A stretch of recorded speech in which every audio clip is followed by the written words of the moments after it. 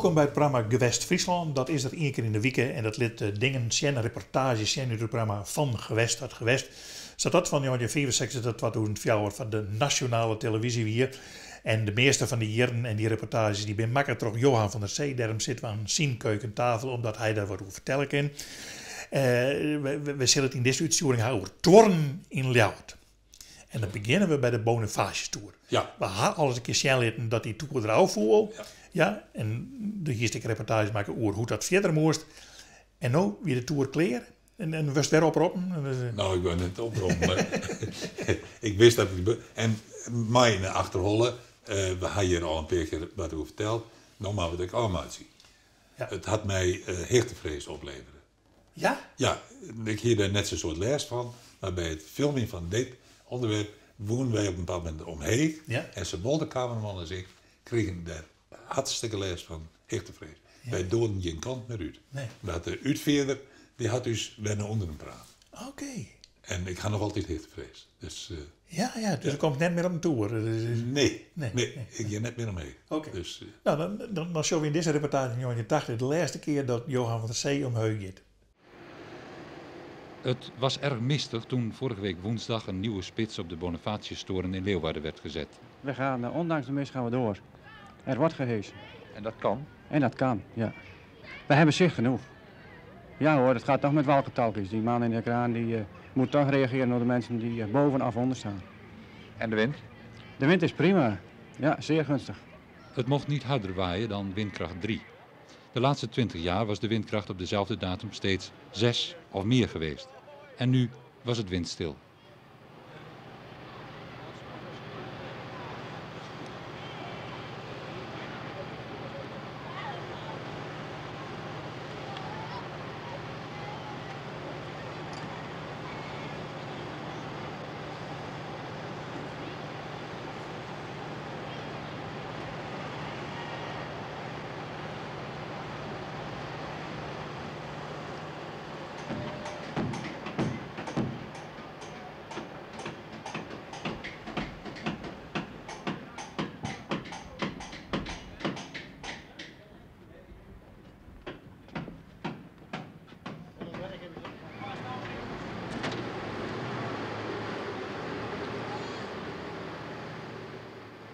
De mist was nog dichter toen het tweede stuk omhoog ging, maar het werk ging door.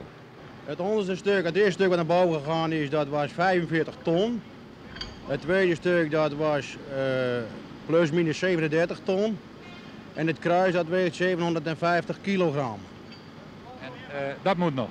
En dat moet nog komen en dat is een heel mooi gezicht nog. Daar gaan 4 mensen mee. En die maken de zaak los en die zorgen dan voor de rest. Spannende dag. Een spannende dag, ja. Een paar slapeloze nachten enzovoort. Maar verder dan gaat het best. Mooi weer getroffen. We hebben niet te mopperen.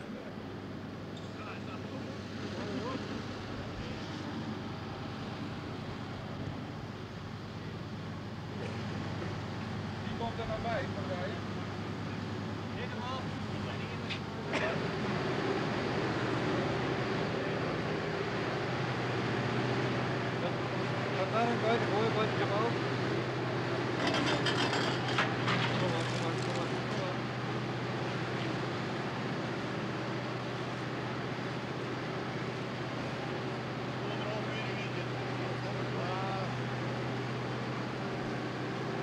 Oh, ik kom er nou uit. Oh ja, dat over, joh, er is niks aan de hand. Ja, dus er gebeurt niks hoor. Heb je nou eens foto? Dat moet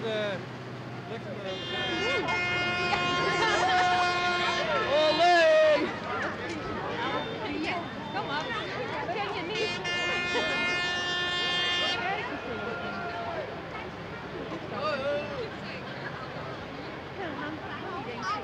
De spits staat er gelukkig weer op na 1,5 jaar bouwen. We zijn ongeveer 4 jaar geleden begonnen met deze situatie toen de spits naar beneden woei. De planning is dat we met de bouwvak geheel weg zijn. We zijn nu nog met de trans bezig, die is blijven staan en die is nog niet helemaal gereed. Zodra die klaar is, dan gaan we de stijgers weghalen, dan komen de klokken er weer in en daarna is het hele torengeval weer gereed. Dank u wel. Maar het koe ik net dat het hurt waaide of zoiets. Nee. Koe die toer er ik net opzet worden. Nee, Dus het want- weer wel riskant. Dat Ja, is, het zit in een kraan. ja. En dat het heen weg is zo, dan kunnen we dat nooit op zijn goede plek komen. Dus het weer wel spannend. Ja. Nou, in die tijd kwam er meer kleer in Leeuwarden, wat dat allemaal belangrijk, want wie de restauratie van de Krutte Tjerke, ik dingen en de kosterij die erbij ziet. En dan mag het eerst even uitlezen, want de reportage begint met een geweldig mooi. Er zit een man op het wargel te spelen. Piet Post, Piet Post, de ja. organist van de Ja. Krutte Tjerke, Ja. Boe.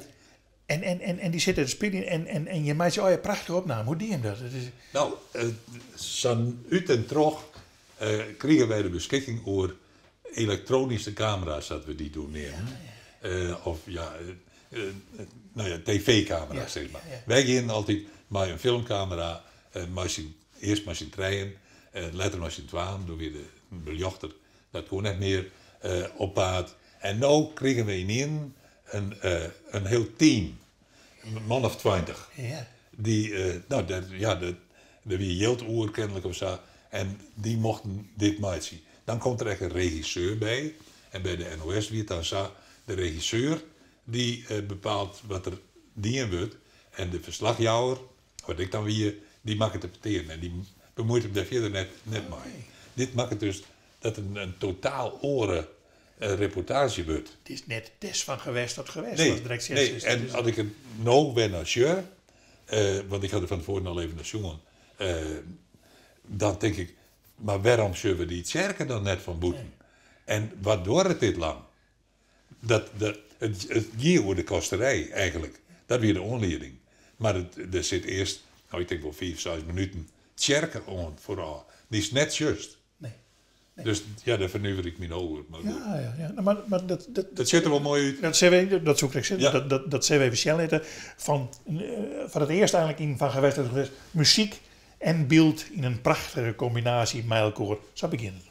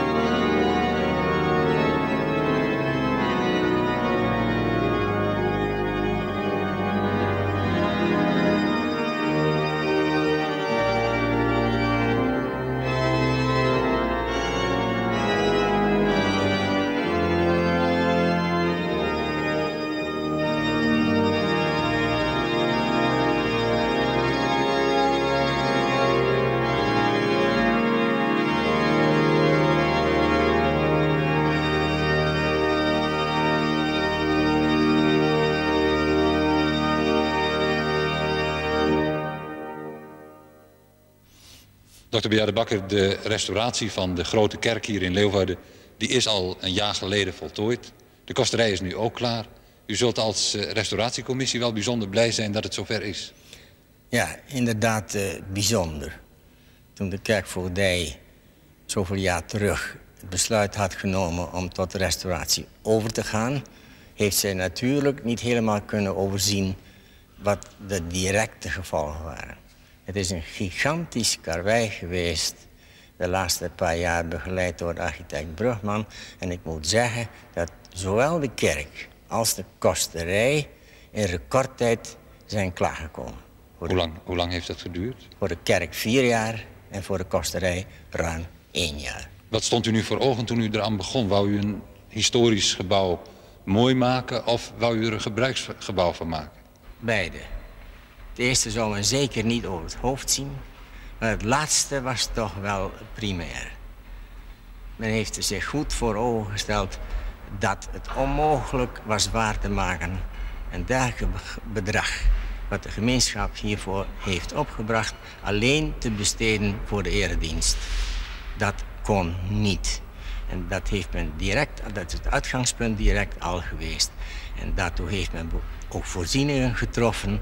Bijvoorbeeld, een van de beste verwarmingen voor zo'n gebouw die men krijgen kan is een vloerverwarming. Men heeft een eigen podium aangeschaft en men heeft een geluidsapparatuur aangeschaft.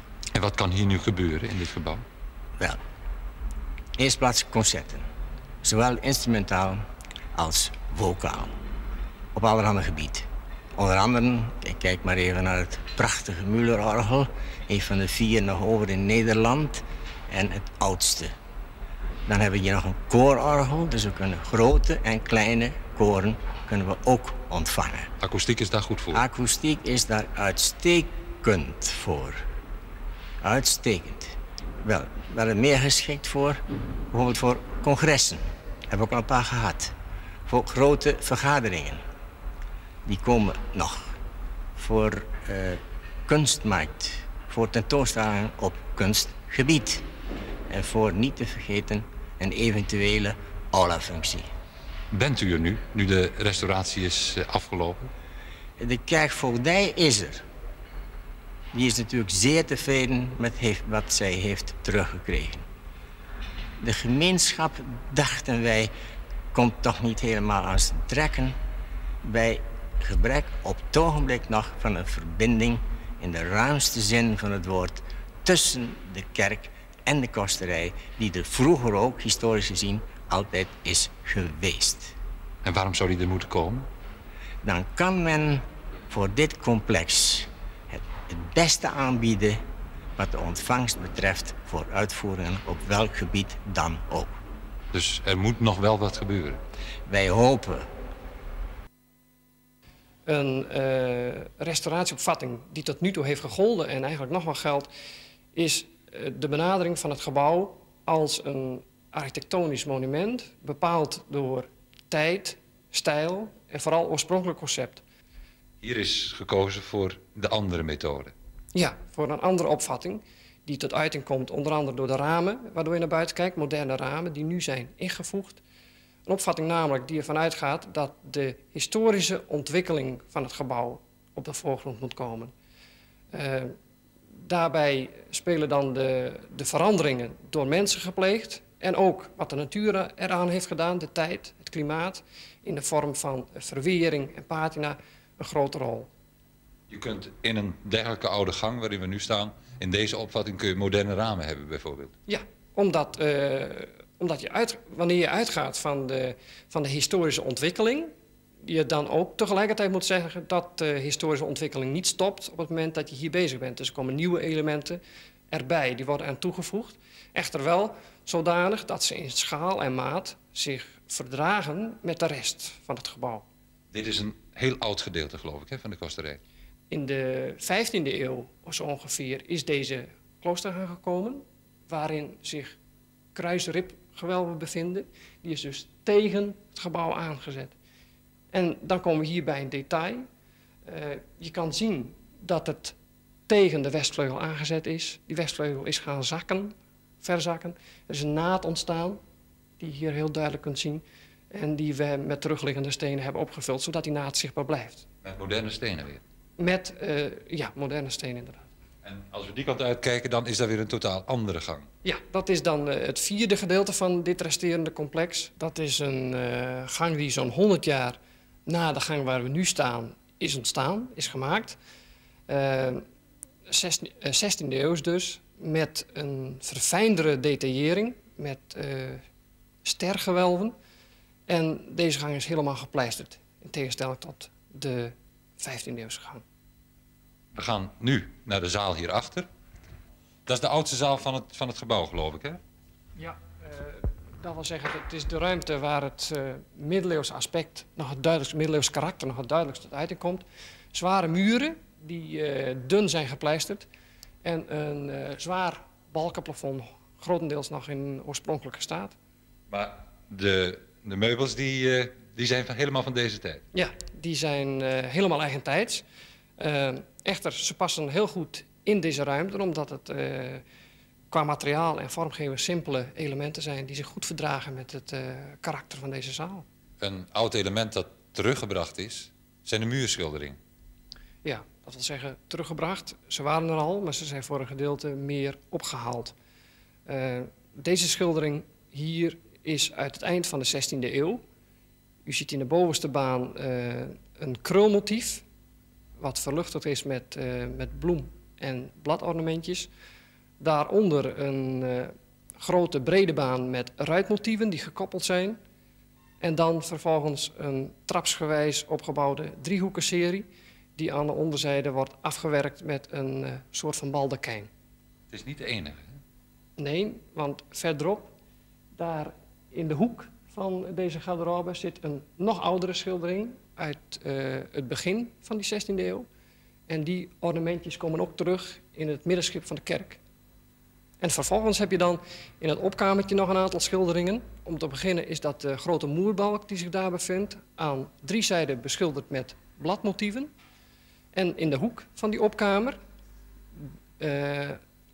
die vroeger hoger is geweest, een grote zaal, grote bloemmotieven, dat zijn lelies. Hè. Ze zijn zo groot omdat ze vroeger vanaf de grond zichtbaar moeten zijn geweest. Een combinatie van oude en nieuwe dingen zou je deze kosterij kunnen noemen. Is hij nu na deze restauratie helemaal af of kunnen anderen er nog weer wat aan toevoegen? Ja, om op het eerste in te gaan. Die trap is daar een voorbeeld van. Je zou kunnen zeggen, zo'n speeltrap, waarom niet aanpassen aan wat hier dan in deze ruimte zit, in stijl. Als je dat zou doen, dan zou je weliswaar de historische ontwikkeling tot nu toe respecteren, maar op dat moment wordt die afgebroken. Het is dus juist zinvol om de ingrepen wel eigentijds te laten zijn, zodat het proces van de historische ontwikkeling door kan gaan. Ook hier kun je weer heel duidelijk zien hoe het gemaakt is. Wat zijn dat nou, die ronde gevallen? Dat is inderdaad een gedeelte van de constructie. Je ziet hier de 15e eeuwse kloostergang aan de bovenzijde. Dat wil zeggen, beneden is dat het schone metselwerk in de gewelven. Hier zie je de bovenkant, de molshopen worden ze genoemd, van die constructie. En waar we nu staan, de zolder, daar zie je ook een heel stuk constructie. Ja, uiteraard de hele kapconstructie, die overigens van aanmerkelijk latere datum is. Uit 1848, denk ik, omdat het jaartal hier voorkomt op een balk. En dit is een kap die hoofdzakelijk is samengesteld uit grenenhout en vurenhout. Terwijl bepaalde gedeelten, schoren hier, eikenhout zijn. Waarschijnlijk uit een voorgaande kapconstructie. Maar ook weer allemaal heel duidelijk laten zien. Ja, helemaal laten zien. Dat is ook wel voor de hand liggend hier op deze zolder. Is het nu zo dat deze constructie het gebouw bij elkaar houdt? Niet.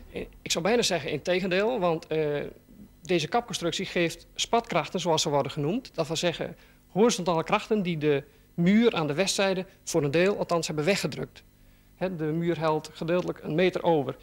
We hebben dat proberen op te lossen door de muurpenanten, dat wil zeggen de stukken muur die tussen de hoge ramen beneden zitten, te injecteren met een kunstmortel. Daardoor worden de stenen, de losse stenen, weer aan elkaar gekit en ontstaan in zichzelf stabiele kolommen die niet meer kunnen knikken. Dan nog kunnen ze voorovervallen op straat, bij wijze van spreken. En daarvoor hebben we een constructie ontworpen die hier door de vloer loopt, onder deze vloer langs. naar hier wordt afgeleid, waar een soort driehoeksconstructie de krachten afleidt naar het oostelijke gedeelte van deze gang. Deze kosterij die blijft wel staan. Ja, er is met andere woorden een soort van corset gemaakt, waardoor uiterlijk het gebouw is zoals het was en innerlijk het gebouw gezond is gemaakt. Een hele mooie reportage uit 1978, waarbij op een nij, want dat hier we laatst ik al met Abe Bonnema, een architect vertelt van wat er al je dingen had. Hè? In extenso lijning, dat is de Rijn Hofstrand, dat is hoe dat innerlijk was hier. Ja. Wat vier vond ik, ja, dat geeft wel heel vier. Ja, maar dat hinderde niks, want er ben toch wel mensen in geïnteresseerd, denk ik. Zeker, ja. Kosterij en Sjerke, en dan zit er een machtig geheel. En is dat er nog eigenlijk al? Ja, dat is er. Ja, dat is er al. Ja. Nou, Hintoor Abe Bonnema, vorige keer, die is hij stoorn is, weer de tjenst in de Grote Tjerke. En later de inkomst in de kosterij. Dus, dat had ik ook de laatste keer wist dat ik daar wist had, maar nou, dat is echt al vrij lang niet. Maar het is er al in al. Het is er al in al, ja. Want geen hulp meer Tjerke voor, zelfs in Leeuwen wat ik hè. Maar deze Tjerke is zo blauw. Daar ben ik congressen en daar is nog van alles. In de Grote Tjerke en echt in de kosterij. En we weten nou precies hoe die bouwd is. Dat weten we heel nou. Rijn Hofstra, verbouwd. Dus zo gaat het goed. In die reportage uit 1978 uit Van Gewest, dat gewest, die wij zien in het programma Gewest Friesland, wat de tak een beetje weer is. Want dan,